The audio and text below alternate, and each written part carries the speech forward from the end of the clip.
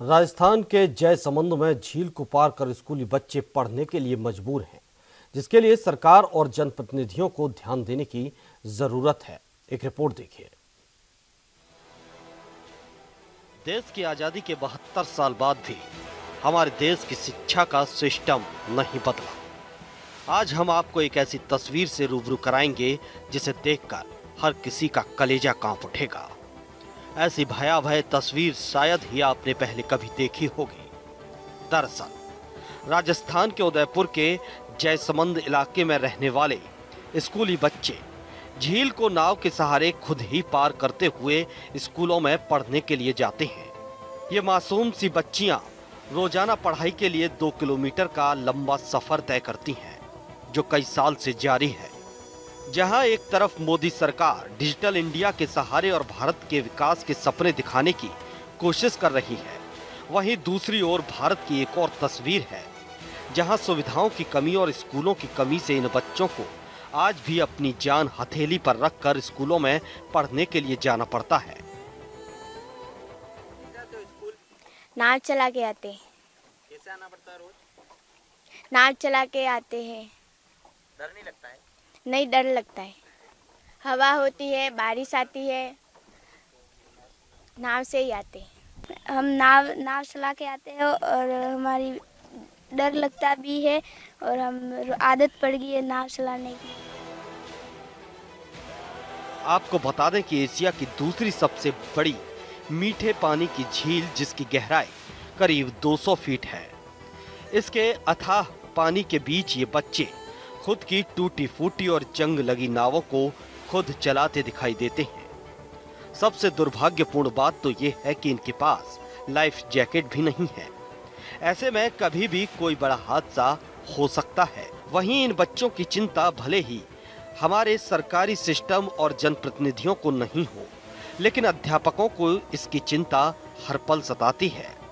जब तक ये बच्चे घर से स्कूल और स्कूल से घर तक नहीं पहुंच जाते हैं, तब तक इनके अध्यापक चिंतित रहते हैं।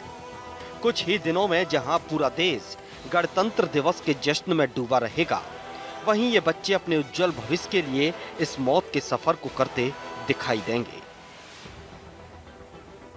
संस्कृत स्कूल है, यहाँ पर बच्चे बहुत ही दूर से पढ़ने के लिए आते। चप्पू वाली नाव में बैठकर बच्चे यहाँ पर आते तो उनको बहुत दिक्कत ही होती है। तीनों मौसम में आप देख सकते हैं, गर्मी हो, बारिश हो, सर्दी हो, बच्चे जिसमें कि छोटे छोटे हैं, लड़कियां हैं, लड़के हैं, तो अकेले ही वो अपने विदाउट पेरेंट यहाँ पर पढ़ने के लिए आते। तो उनकी शिक्षा को अच्छा बढ़ावा दिया जाना चाहिए।